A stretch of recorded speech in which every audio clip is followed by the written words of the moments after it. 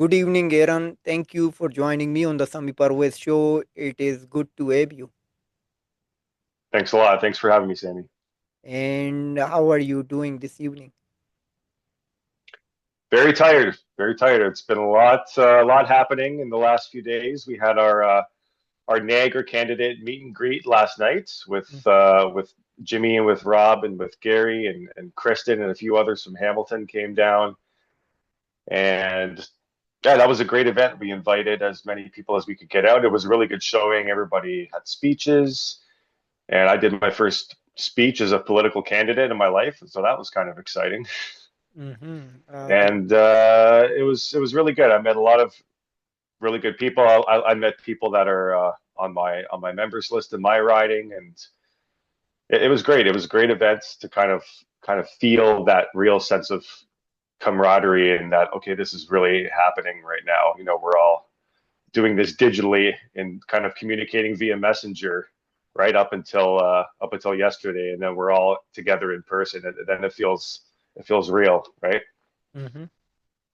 Yeah, and Aaron, could you please tell me why you running in this election? That's a good question. I addressed that actually. I kind of addressed that in my speech last night. So one of the things that when I talk to friends and family, I usually get two questions, and the first question is, well, do you think you can win? Most of them know that I'm running up against a very entrenched incumbent in my riding, and that's Sam Oosterhoff. He's the PC MPP who's been there for 8 years, Mm-hmm. and has a he has a great deal of support in that area. As far as most people kind of know that around here. And whenever people would ask me, "Do you think you could win?" I would answer honestly and say, probably not. No, I mean I don't think so. And then they would follow that up with asking me, well, why do all this then? Why go through this effort and all this campaign, and why run when it's to know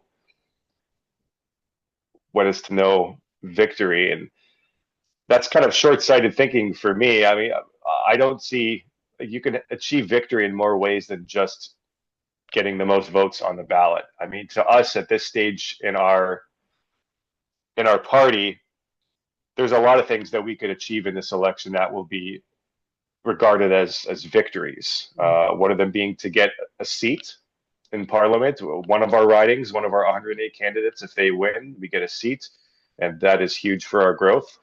The other thing is hitting the 5% popular votes, and if we do hit that, we qualify for that provincial funding that the other legacy parties usually receive, and we'll have that for the next election, so we could exponentially grow from there.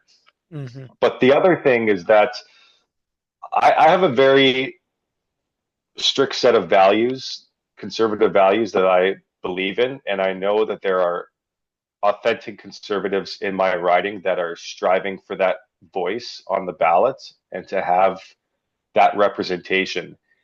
And they deserve to have that representation. And that's all the reason I need to put myself forward and be on the ballot, because if everybody thought that way, if everybody thought, well, if Sam's just going to win at the end of the day, what's the point of running? Then Mm-hmm. there would be no names on the ballot but his, and then there wouldn't be any democracy there, right? So Yep. now we're providing as we have 8 names on our ballot in the Niagara West riding, and that is great for democracy because now we have all of these options and all of these voices representing as many people as we can. And for myself, I view the New Blue Party as the only authentic conservative option on the table because the PCs and under Doug Ford have lost their way with that over the last several years, and many people have become disillusioned with it, and myself for my own reasons. And I was very happy to discover this party and find that they were looking for candidates, and especially Niagara, where I lived. So I applied, and I guess they liked what I had to say on the phone. So they offered me the spot, and I happily took the opportunity. Mm-hmm. Yeah. So what are you hearing from the Niagara West residents? Like from your constituents where you are representing them. Like what you are hearing and how much support do you have from them? Well, we had support built up, luckily, from the last election. So I have oh, sorry, I think the volume just cut out.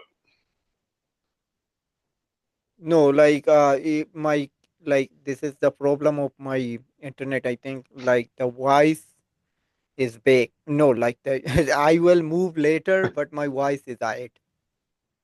Right. Okay, sorry, No, gotcha.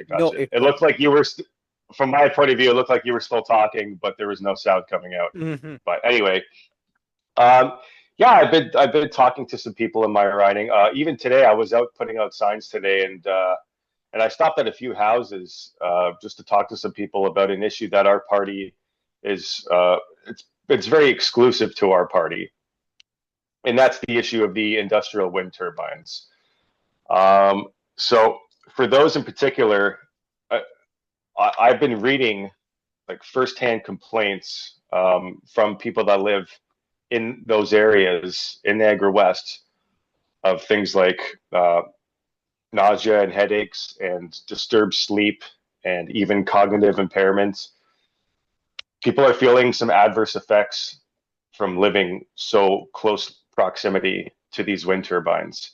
And when I was out today, I was driving by a couple, and they were the only two in this just whole area of Victoria Ave and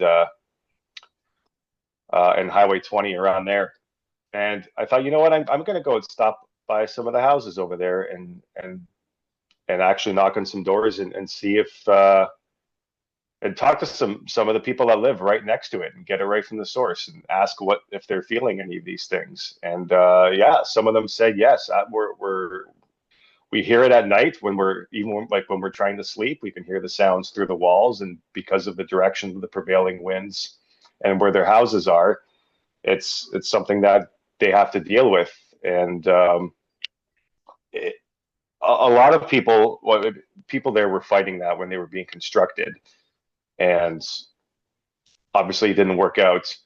Uh, but still, I mean, our party wants to remove as many of these as possible from these populated areas because nobody is listening to the voices of these people that are complaining about these issues, living next to these things that are, like we're right next to Niagara Falls. It's one of the largest energy sources in our country. I'm not really sure why we need all these wind turbines in these populated areas. Like, why don't you move them into the middle of nowhere where they're not going to disturb people? And then we have the spot where I was today, where it's this populated area, and there's just two in the middle of a field, and I don't know what two wind turbines are going to do in that whole area. But people living next to them aren't happy about it, and I heard that firsthand talking to them today. And our party is going to continue pushing that issue and trying to get uh, people in Queens Park to listen and try to do something about it. Mm-hmm. And what they installed recently, like under this Doug Ford government, I'm sorry, can you just repeat that like again? you Sorry, said, Sammy. like people raising concern for that, what they install or like those like recently. Yeah, I mean they had put them in within the last 10 years or so. I think Doug's been in office For 7 years. for as long as Doug, they've been there. One of them, actually, one of the people I talked to today did mention Kathleen Wynne. So some of them yeah. did go in uh, under her tenure, and she she had alluded to something about the leader for the project being close with Kathleen Wynne or friends or something like that. I'd have to look into that just a little bit more Mm-hmm. to verify that. But I mean, it would seem par for the course for the Kathleen Wayne government if that were the case. But I mean, I have to look into that some more. Mm-hmm. Okay. Let's also talk about there are lots of issues like what's happening in Ontario. You know very well about that. But one of the major concern is also healthcare. So, what your party or you propose to tackling the healthcare crisis? That's a good question. Well, for healthcare right now, one of the biggest issues, and to some people this is going to seem like a minor issue, but for us it's not.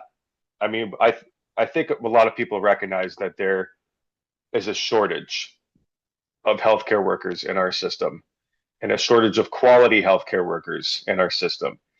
And during the pandemic, even though we knew this was the case with this, we're suffering a shortage and we're in the middle of a crisis. We still made the decision to fire nurses and doctors from their positions during this pandemic because they didn't want the shot. And we want them to be hired back. We want them to be hired back because they didn't deserve to be fired in the first place. And if they're quality nurses and doctors, which I'm sure many of them are, there's no reason why they shouldn't be in our system trying to help reduce these bogged down wait times. There's so many problems. Like,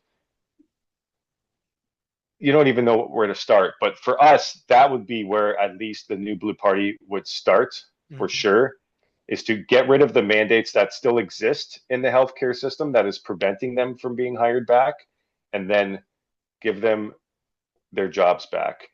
Mhm. Because I mean, even just the if you have nurses and doctors, people in the healthcare industry themselves that are uncomfortable with taking it, that should sound an alarm for the average person. That's okay, this isn't a full consensus here. You know, even some people in the healthcare industry have concerns and do not want to be forced to take this vaccine, which they marketed it as something that would stop the virus, right? That's what Dr. Fauci had said repeatedly on TV. He had Mhm. used that term. It's going to stop dead in its tracks, and it's not going to keep spreading and infect another person because it's going to stop at a vaccinated person. Well, we all know now that that was not the case, and that maybe it was never designed to do that in the first place. It was not designed to prevent contraction or prevent the spread. Did it reduce severe effects? I'm sure it did. I'm sure it did. But there's no excuse to mandate something like that on the population en masse for everybody.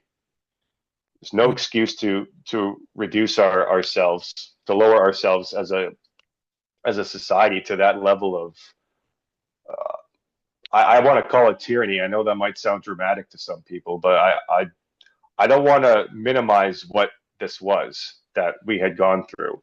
And Mhm. we kneecapped our healthcare system in the process. And we need to get those people back where they should be, and helping this healthcare system smooth itself out. Mhm.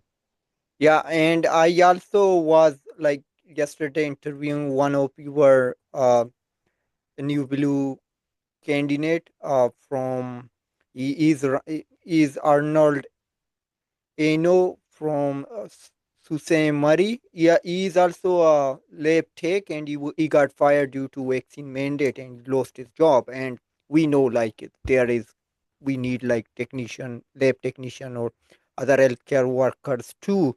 But what would you do differently, Yeah, like exactly. yeah, to make sure that we would have like enough healthcare worker, including doctors? You know, like every Ontarian does not have a family physician, and if you walk uh, in a clinic or emergency room, so it means you need to wait for long, like at least 5 to 6 hours to see a doctor.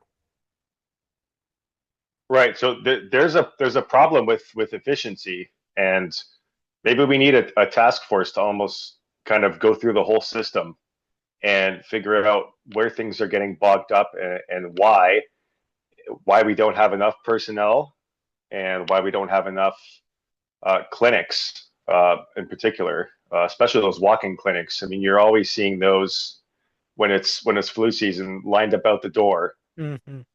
And even that is better than going to an emergency room because you're going to wait even longer there. So there is something going on with the efficiency of these systems, and yeah, we need people that can get to the bottom of that. Some professionals that can sort of figure out where is there red tape, where is there too much bureaucracy, where is there too much government overreach getting in the way of having our healthcare system operate at an efficient level. Hmm. Yeah. Okay. So let's jump to another topic. With respect to wage theft, I don't know, like you heard it or not, but I'm covering it. I know, like national Okay. media is not talking about this wage theft, but like this is a shocking thing, which is happening in Canada, and which is first world country. If it happens in a third world country, it makes sense. Like there things happen, such thing. Even though someone told me like this is Canada, as he explained like what's Well, happening so with it. sorry, can you explain just quickly what that is? Because I'm not familiar with it. Wage theft, like the employees work for hours, then the employer does not pay them. Wage theft. Oh, wait. Okay, I see what you Yeah, mean. did you get it? Yes. Yeah, so it means like, Yes. yeah, it is happening. I don't know, like it is happening entire Canada, but particularly it is happening in Ontario. And there are many employers who don't pay their worker, even though during training hours, they don't pay them for training hour because they say you are not qualified. We are training you, we are making sure that you can do the job, but some people get fired. But it's happening. Like Mm. I have a company, I worked there for 3 days, which is called Simplify Supply Chain Solution, which head office I think is in Gulf. So there are lots of cases with respect to that company, but media does not talk and government does not do anything. But there, I also recently was told there is a restaurant. It is in Kitchener. I don't recall the name, but they say the employer I hired those employees. They work on cash. Like they don't go through the process, but he pays them, but it get delayed. Like 1 week or 2 week, maybe month. Like it happened, but this is a Hmm. violation of labor law and our like rules. Like we have lots of rules. Like the book is full of rules which are not being enforced. And even though the in my case, like with respect to simplify supply chain solution, I went through everyone, like from Ministry of Finance, not Ministry of Labor. I was told by the officer that it means we sent it to Ministry of Finance. Now they need to deal it. But the officer told me he was very kind and polite man, and he is very hardworking. He said he did it from his own way. He went to that lady home and she did not come out, and he did everything in his power, but everything is on these lawmakers and like Wow. they need to make the rules like that. They, they, they this should not happen. If it is happening, it means they are not serious about these issues, because our like now is not a premier but Doug Ford, the leader of progressive conservative, who has been like leader from like or premier of Ontario since 2018. He said he's a businessman, not a politician, which means like he does not care about the workers. He only cares about his own business. So my question is to you, like, I'm sorry, I'm taking, I'm saying lots of things, maybe mixing up, but what would you do differently or your party to make sure that labor violation should not happen? If it occurs, that the employers, what kind of like you think like they will face the consequences? What the Doug Ford government proposed, like they increase the fine is not the solution. Like they will pay the fine, then they will do the Hmm. business. Like I know Right. this Right. Simplify is running, and then Dutchies, I don't know like if you heard it, that was the case. There were protests, it is before the court, but the business is running. So yeah, so what would you do differently? Okay. So I just want to make sure I kind of understand what the situation is. So these are companies. They're taking people's applications, saying you're hired. We're going to go through the training process. and they're maybe told, maybe not told that that's not paid training hours, and they go through that, and then they're if the company's not satisfied, they're let go, and they don't get anything. Is that kind of what we're dealing with here? This is one incident, but most of the cases are they work, not training, actual work. Like you are working 40 hours a week. Someone told me like its employee owes him like $3,000. There is another lady from Dutchies I'm talking about. The employer owes her like $7,000. The employers I work for, Simplify Supply Chain Solution, he owes me like less than $1,000. I worked, I Hmm. think, 43 hours or 44 maybe. Yeah, that's tough. Yeah, I've never. Well, yeah, something like a fine, if that's not the solution, because it's just like it's nothing to them to do that. And even if they do pay the fine, that's not compensating the victim of this crime here. It's not giving that worker who worked compensation for their time and their hours and their efforts. Mhm, So instead of fining them, they should be forced to pay that worker on top of the fine. You're fined by you have to pay the government. This is a criminal charge, and you have to pay that person. And we need to make sure that these companies are getting the information and putting on record in an official capacity on their books who these people are that they're hiring. And even if it's for training, we need to know so that if you decide to screw them, we're going to make sure that that person gets what you're screwing them out of. Yeah, but mostly cases are not being reported or they don't work. Like there are many newcomers or international students who are compelled to get a job. Like during this time, like the unemployment is rise and they are just.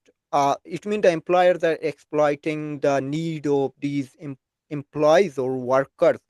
So that is the case. Yeah, you are right. Yeah, They should be, and I believe they should pay like stricter consequences. They should be banned from doing business lifetime. Something like should happen. So which must be a mm-hmm. lesson for other like employers.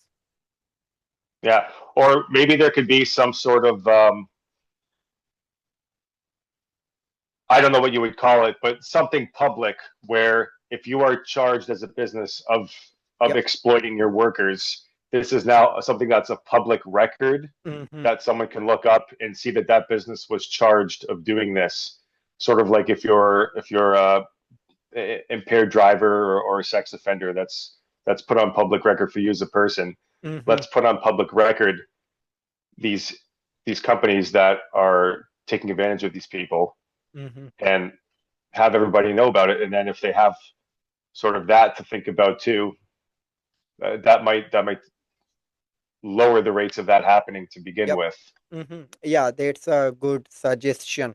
Okay, let's Yeah, move but you've to given me something to think about on that topic for sure, because thank. that's not something that I've heard a lot about.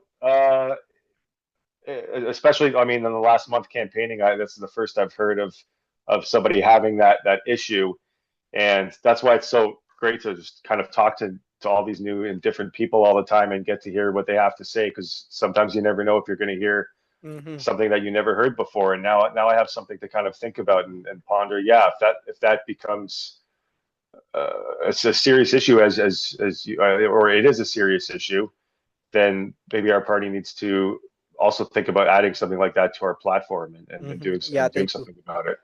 So thanks Appreciate for it. that. Yeah, my pleasure. And that's why I'm from my end, like because I experience this personally, and I know like the other my recent coworkers or other people like I know like they faced it. So that's why I'm bringing up whoever like comes on the Sami Parvez show. Specifically, I'm asking this question, and I'm also working on a story on this, and I'm collecting more sources to compile it, and then will publish it. But I'm working on that. Whenever it gets published, I will sure share it with you too, so you can make it Please and make do. me. Yeah, good for you for doing that too. We need people on the ground doing that kind of work and investigation because we can't trust we can't necessarily trust the upper levels to do it for us. Hmm. Yeah, and like such issues are not being highlighted in the mainstream media. They don't talk about it because like they don't get the rating what they need. But yeah, I need to let's talk about mainstream media. Were you being interviewed by any mainstream media outlets? I guess you could, yeah, I was interviewed on AM 610 last week, and they're doing a segment of Meet the Candidates where they've been interviewing all the candidates of the Niagara region for as many of the parties as they could bring in. So all of us in New Blue, we did a radio interview with Steph Vivier on AM 610, and I guess that's as mainstream as I personally have gotten in terms of media coverage. I mean, this it's very tough with this compressed, fast election cycle, and Hmm. me being a first timer to this, and having to register with the party and get myself signatures to get on the ballot, and then get signs and literature printed that I didn't have before because next election I'll now have all these things already. I'll have all the signs and sort of an infrastructure in place to sort of start campaigning right from the get-go. But this time I had to spend a lot of time starting the process of actually getting myself on the ballot, and that took up Hmm. the first sort of half of the campaign. Yep. And yeah, now we're just trying to do what we can with the time that we have Hmm. on that. Uh, but it's interesting, when I saw an article just from the CBC today. It was just like they call it an opinion piece, right? It's just like the CBC puts out this "Who should you vote for?" and it's helping the people decide between the big parties based on the curated points that they present, what people should be focusing on, and what all the leaders have to offer. But they only did the big four parties. It's like New Blue doesn't exist to them. They only talked about Liberal, NDP, PC, and the Greens, and it's like nobody else Exists. exists. So how are we supposed to have when the mainstream media is sort of suppressing our existence? How are we supposed to have the most fair fair and free democratic process that all the people have sort of fully disclosed on what all their options are, right, and what everybody's running on? Yeah, But this is we our all know that that's democracy par for the work. course too. Yeah. This is a democracy. This is how democracy works in our like national media. That's why I ask you, like, with respect to were you interviewed by any national media outlets, because I know like CBC just interviews those like four major party. I know, like, I was reading a story from, like, I don't know, like, but they were interviewing four major party, particularly from Sa- Air Kitchener. So I asked every like single my guest, were you interviewed by CBC? They say no. It means they were not contacted, Hmm. even though someone said that he read that report, like they interviewed four major party and they just mentioned our name as we are the candidate of that riding too. You can check it out. I think it could be there. Like, I know like CBC reported it. As you said, this Yeah. is how things work.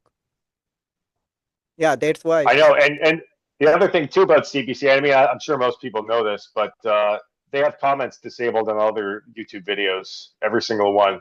And I mean, what more do you need to know about the CBC if they don't allow the public to have discourse on their own videos? And because they know they'll get called out on all their propaganda, Hmm. and so they're probably smart to do so, but it gives the game away very clearly, at least to me it does, that if you're not going to allow people to have discussion on your videos, well, there's a reason for that. Hmm. Yeah, I don't know like why they turned off their comments, like some Twitter account, like many things are happening. So that is another case. Yeah, okay. Yeah, I'm gonna steal a quote from one of my favorite YouTubers. He says, democracy is when the ruling class uses the mainstream media to brainwash the masses, and then they hold a vote on it and call it legitimate.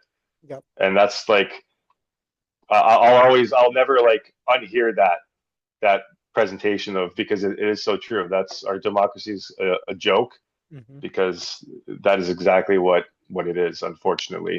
Mm-hmm. But people like you are starting to turn that around, and YouTube and all this new independent media, where Yeah. it's starting to turn around. Yeah, we are doing our best, like, like, to bring the other side of the story. I know, like similar party. That's why I'm doing, like, on my YouTube. I always encourage my viewers that vote for independent or vote for similar parties like New Blue Party or like other parties. Like, don't go toward to major party. They just work for themselves, not for you. Like, you need to try differently and get out vote, and we need to increase our uh, uh, uh, turnout. Always it is low. So I'm going to ask you a question with respect to turnout. Like, there are concerned that this election could be a lower turnout because of this winter and this Senate election, Mm-hmm. and our voting turnout is always low. So what do you suggest? What should be done that more voters, like particularly in Ontario or like across the nation, like all Canadians, get out and vote? Um, well, to start with, we need to make it impossible for them to do what they just did. I mean, Doug Ford has a majority already. His mandate is supposed to be up in the fall of 2026, and that's when we're supposed to have our elections, when there's not snow in the ground, when we have all the time, and we know years ahead of time, with months to prepare and get candidates together and organize your campaigns. This, what we're doing right now, should be completely illegal. That he can just on a whim decide, I'm going to end my 4 year majority now and try to start a new one, and for the next 4 years from this month, in the middle of winter, when he knows it's going to suppress votes. And interestingly enough, it's actually going to be quite warm this week. It's going into the positives for the next 4 days, and a lot of the snow is going to melt, and maybe more people are going to turn out than he's anticipating, and he'd deserve it.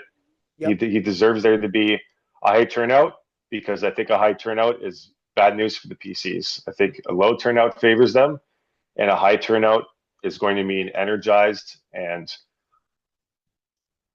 disenfranchised people, and he knows that. He knows people are not happy with this, Mm-hmm. and he knows. I think he knows that if everybody in this vote, or sorry, if everybody in this country had a vote just delivered to their door, and they could just fingerprint and check off on it, and it was easy said and done, as easy as that, I think the majority of people would not be voting for the PC. But Mm-hmm. people have to drive to the polls and leave their houses, and sometimes that's difficult for Yep. elderly or disabled or what have you. I mean, it is good that they have early voting options at least, but even then, they had the advanced polling a few weeks back the before the deadline for candidates to get on the ballot. So a lot of these ballots were not even complete, but people could still go in before the ballots were finalized and advance vote Advanced sport. Yep. when they don't have all the options there. There's something completely wrong with that as well. But Mm-hmm. we need to make what just happens illegal. Like, Doug Ford should not legally be able to just hold an election at a time that he knows is going to be convenient for him to possibly re reestablish his majority now for from now until 2029, which to me, I can't even bear the thought of it. That's a nightmare scenario.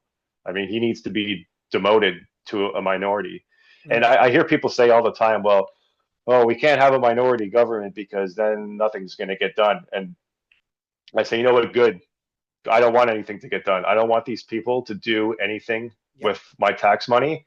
And the harder it is for them to waste it on things that I don't want it to go towards, the better. So yeah, I think taxpayers are safer right now across Ontario with a minority government. Mm-hmm.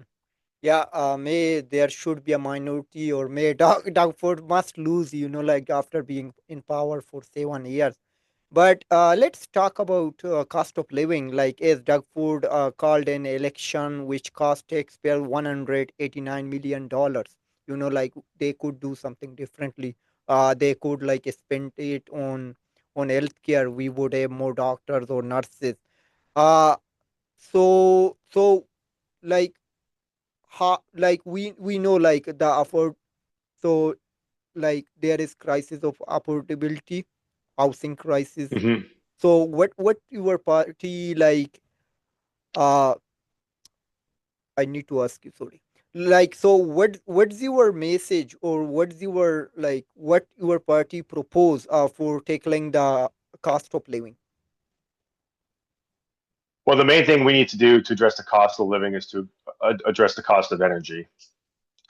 And for us to do that, we need to lower electricity rates. And one of the big things that's going to help us do that is to get rid of these wind turbines. That's one of the biggest pieces of our platform, and our leaders talked about that.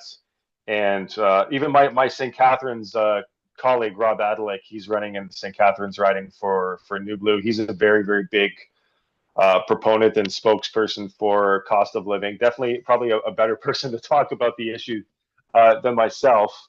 Uh, I mean, there's a few things that I'm a little bit more. I mean, yes, cost of living is an issue. We all know this. Mm-hmm. Um, just for myself, there's a couple pieces of the platform that are more resonant to me personally, and not to say that that's not important or anything.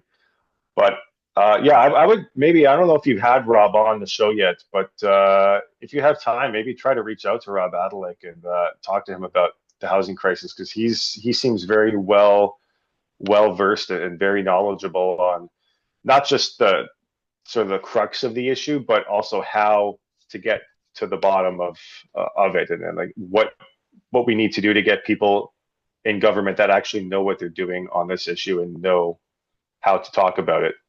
Mm-hmm.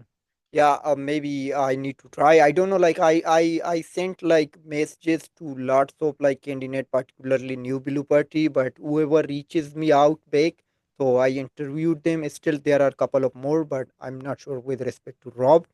I will try, or Yeah. you can pass my message, so you can get back to me. Like I will definitely. It would be my pleasure to have him.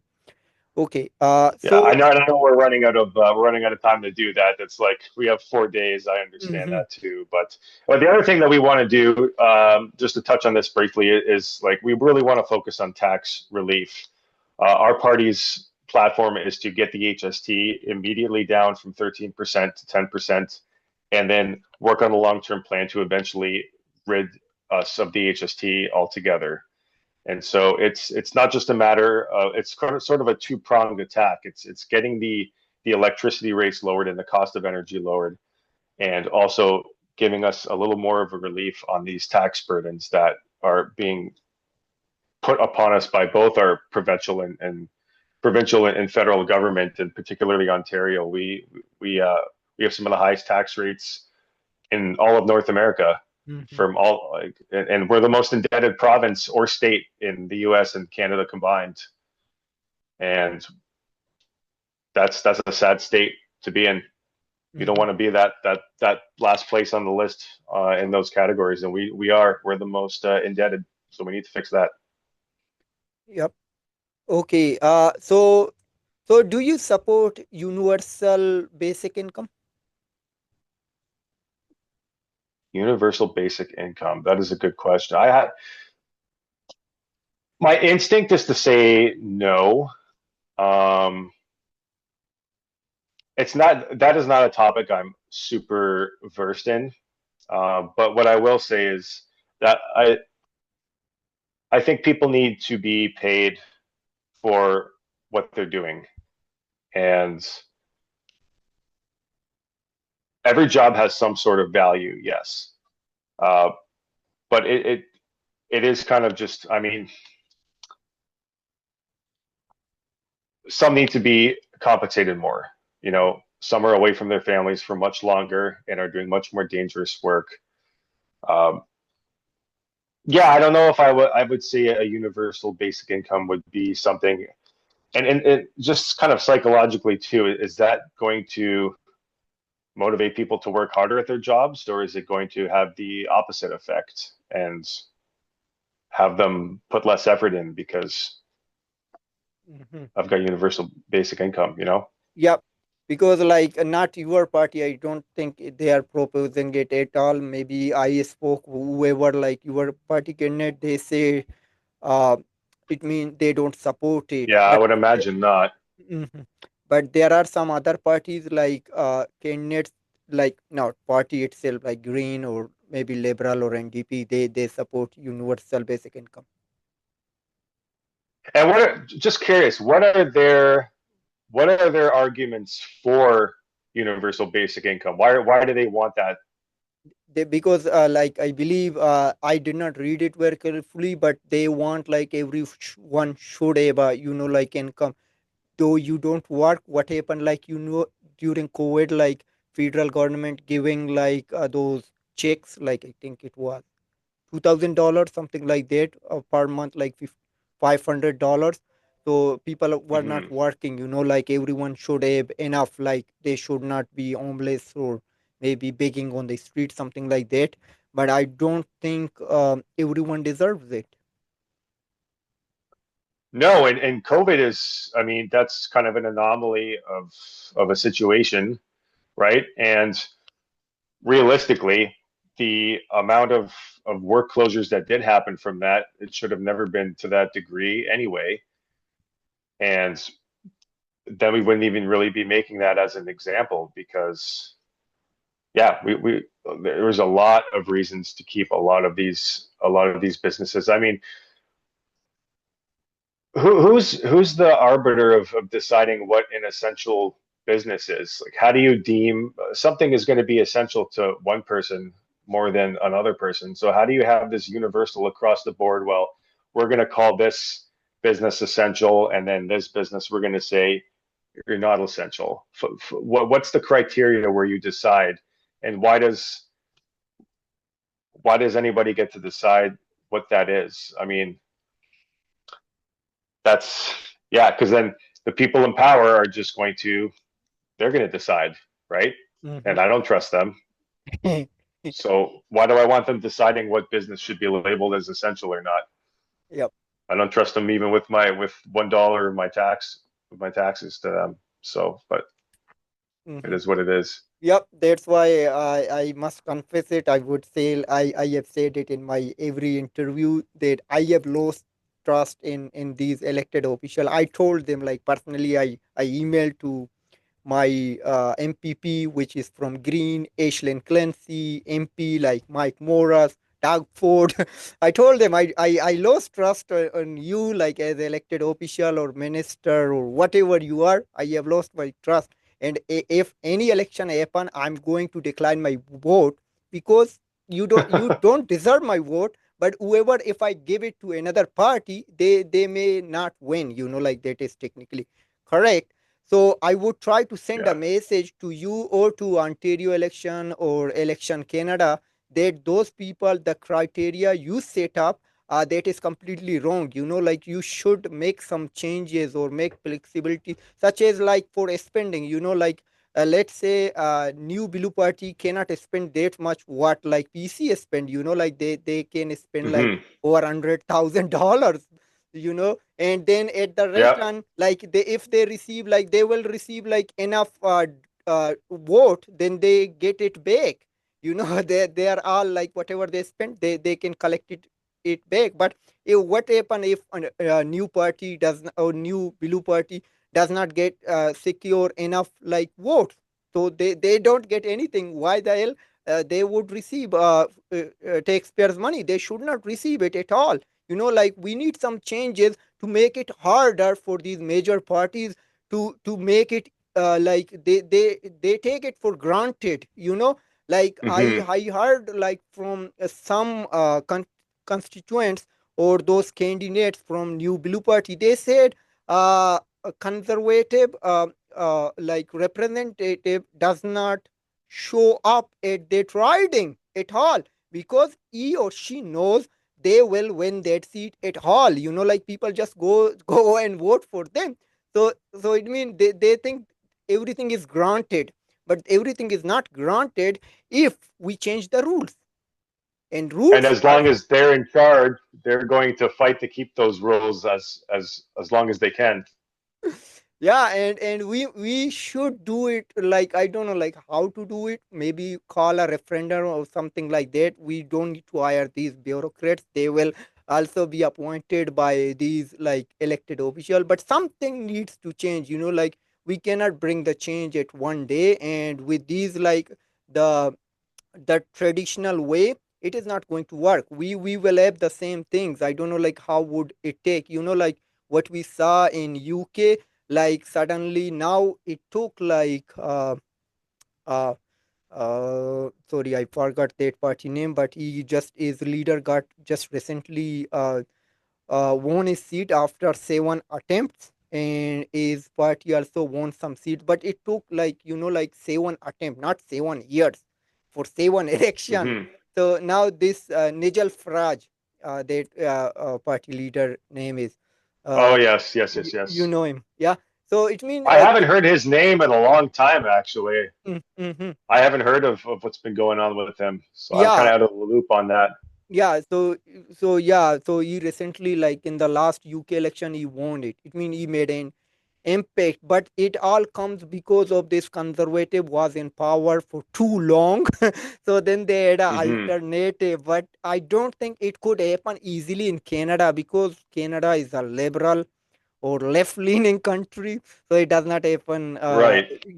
like easily. What we saw like back in 2019, if we see Justin Trudeau, like he broke, like he found guilty in breaching ethics rule twice, and he he kicked out two powerful women, and he was wearing, he is like old pictures got revealed, like wearing black face or brown face, Mm-hmm. but still he got elected, Who? in There's 2021 again nobody got on elected. earth that should be able to survive those scandals. It's Hmm. it's insane. I know.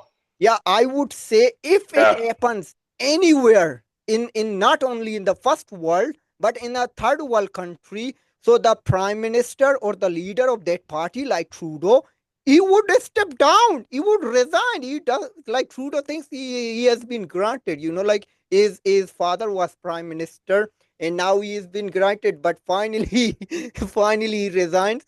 Still, he did not resign, but he will resign on. He intends to resign on March 9th. We don't know yet. So that's sorry. Like And we are you've going heard out of about topic. what's going on with that lady from the liberal race, right? That got disqualified.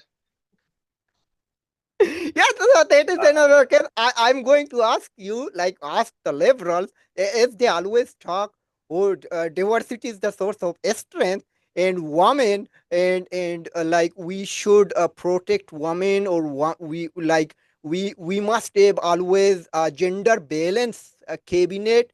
And like Trudeau first made his cabinet as 50-50, 50 men, 50 yeah, yeah. women. But suddenly women, non-white people does not, they don't care it when it comes to them, like so. Because So they that only care about people who aggressively agree with their radical ideology. That is what they care about. yes. The diversity and equity and inclusion thing, it's all a mask. It doesn't mean what those words are, and it's used um, facetiously in that manner. Mhm. And Yeah. that's what they're famous for. That though, there's all kinds of euphemisms, right, that they use to hide, Hmm. what their true like even when it comes to pro life, Yeah. their arguments against it are they'll always say, well, if you're not pro life, then you're against women's. They call it women's reproductive rights. Yeah. And for me, it's like, well, no, we're not against women having the right to reproduce. Like Yeah. you're being so dishonest in how you're presenting that. You're just presenting it to create an emotional argument and turn people onto your side and lure them onto your side because you sound like, oh, we're the good guys because we're for women's rights. And if you're against that, then you're not. And Mm-hmm. so, and they do the same thing with the vaccine too, right? Yep. They or not with the vaccine, but well, I'm going to compare what they do with the vaccine with what they do on the pro life Pro stance life. Yep. because they always call themselves pro choice, Mm-hmm. right? And my response to that, if I was having an abortion debate with somebody and someone would call themselves pro choice, I would say, well, you say you're pro choice. Were you for the vaccine mandates? Or were you against those? And vast majority of the time, people who say that they're pro-choice are the same people who are going to be all for the vaccine mandates and, in fact, not for choice. And so, well, you're not pro-choice then. You're Yep. just pro-abortion. And Mm-hmm. if that's your position, that's your position. But just state it as that you're pro-abortion. Don't try to soften it up and pillow it up with these euphemisms. And I think they do that because they know that it's a heinous act that they're advocating for, Mm-hmm. and that's how they get people to their side and lure them into that realm of we're the saviors, we care, we're the empathetics, we're the good people, we care about women's rights, we care about choice, and it's all no they it's all just a farce. Well, they care about people who agree with them, and if Yep. you don't agree with them, then you're off the bus. Mm-hmm. Yeah. As long as you agree You're with us, with excluded. me, yeah. So you are Yeah, with us, you're otherwise, included. You're included if you agree with me. yeah. This is how Trudeau or other like these, like him, like these things work. Like what's happening currently in the Liberal Party, but that is another topic. Okay. Yeah, Sorry, like taking it on a alternative or to another topic. My apologies, but it was great. Okay. So my camera is not working. Sorry. I'm just gonna refill my water quick. I just got Yeah. a Yeah. Yeah. tower right here. Give me a Yeah. second. Please. Please.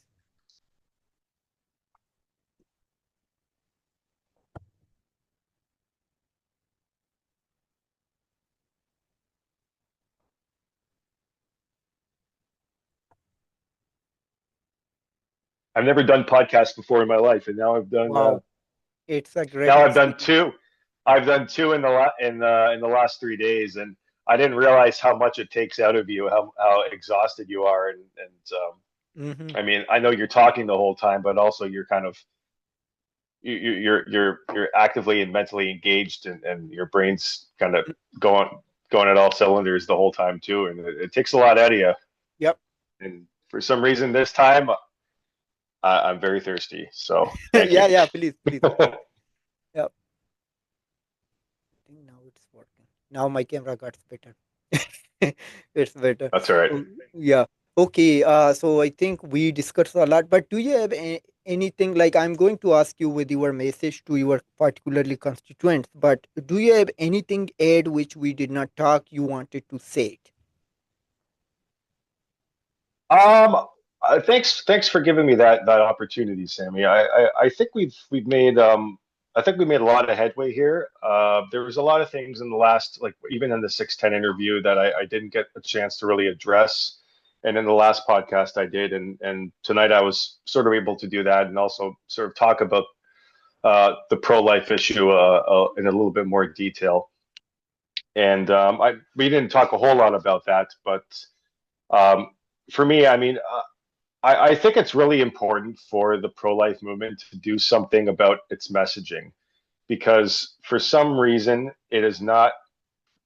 I think it is getting across to more people, but it could be better.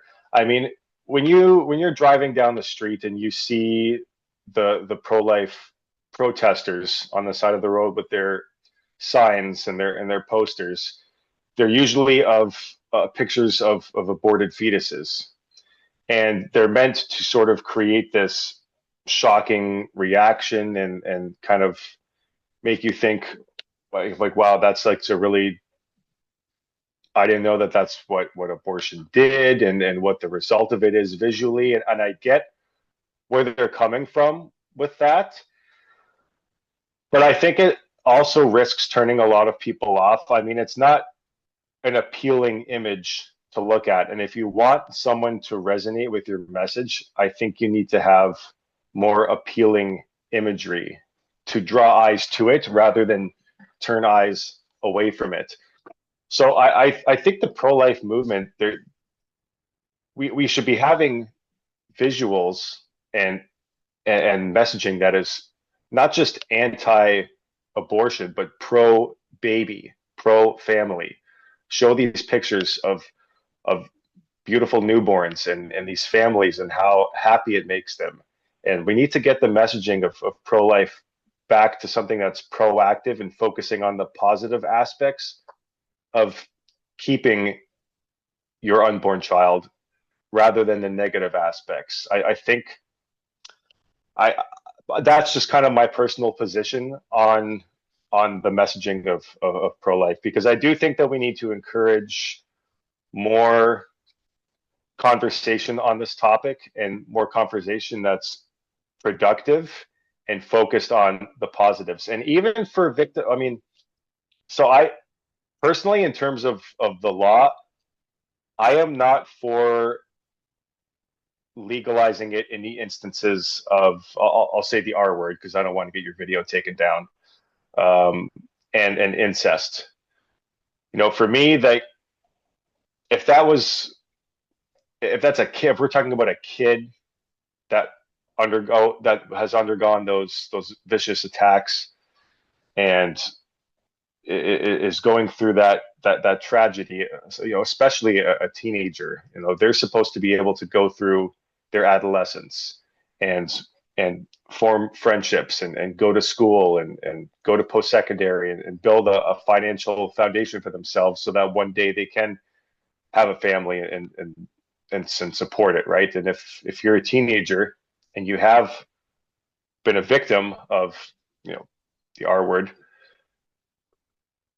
I don't know if that was my daughter, if I would want to make that decision for her and forcefully make her carry that pregnancy through. Um, Now, I get the argument from the pro-life side that yes, a life is a life and it begins at conception, and if you're committing an abortion for any reason, it's killing. And I understand that argument, and I see it, and yeah, I understand all that, but I don't know if we can go so far as to make it illegal in those instances because it's not an elective or casual abortion. It's a completely different case.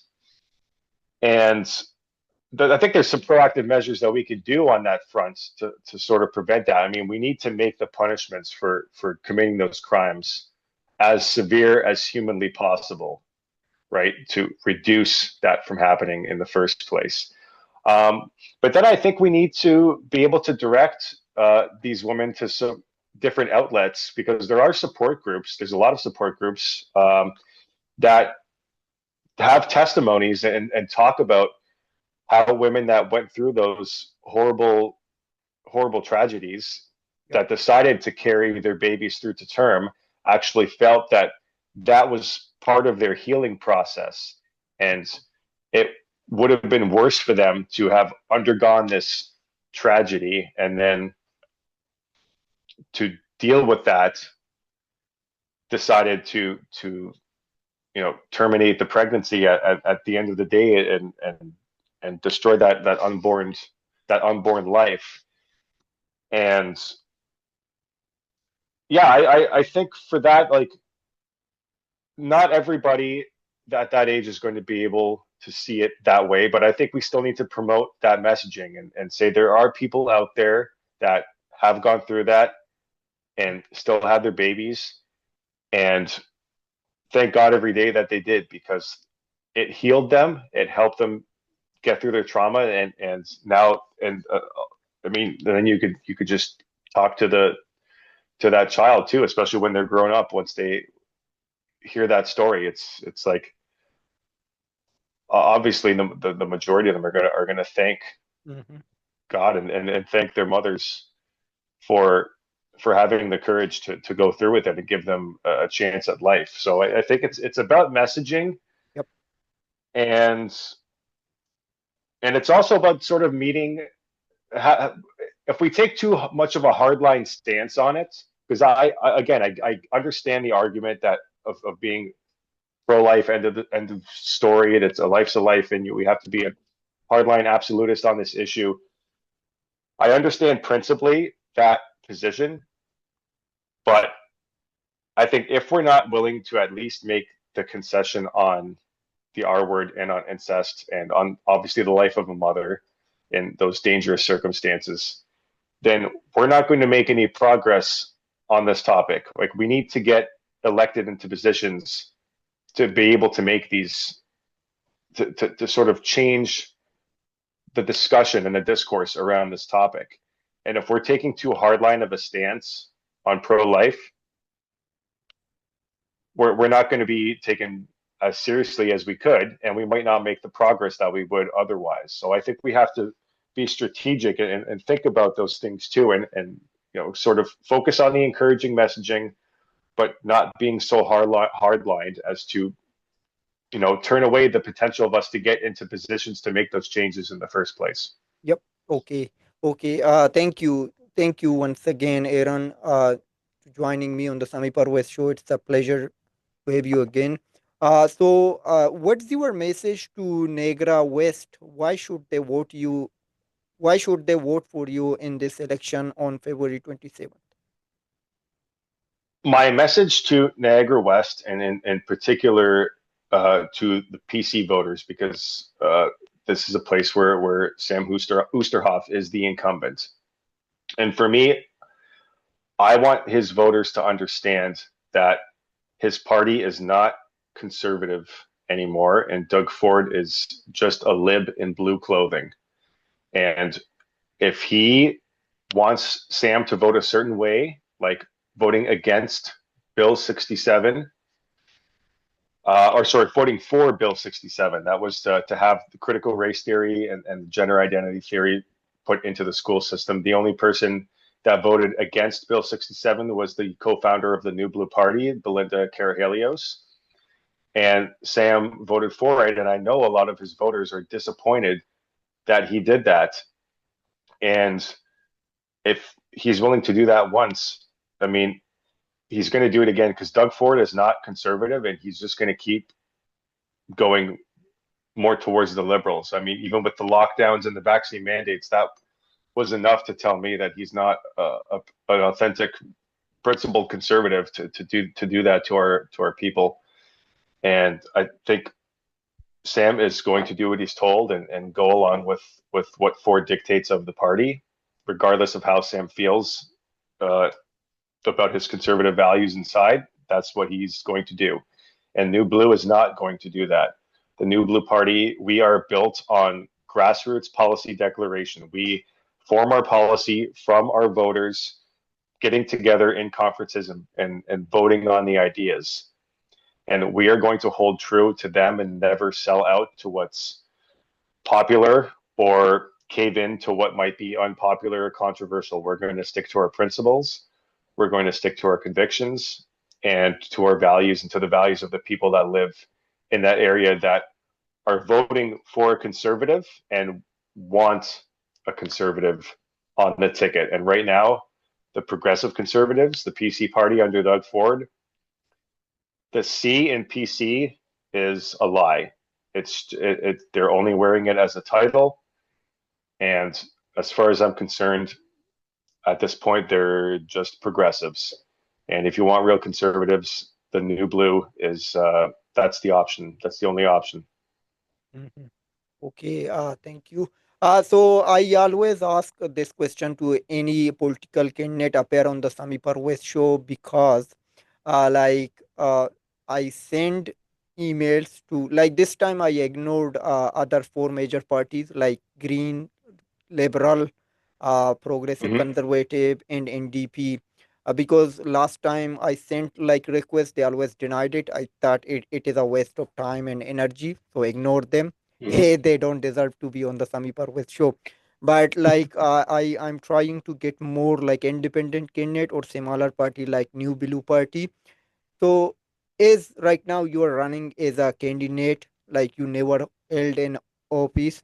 So, if you get elected, would you commit that you will be willing to appear on the Sami Parvez show again, or giving interviews to any independent media like myself?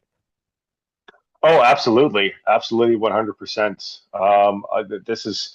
This is the media I find engaging, and I feel like when I'm talking to someone that is asking questions in good faith and wants to have a discussion, a real discussion, that's the kind of show that I want to go on. I don't have any interest in going on.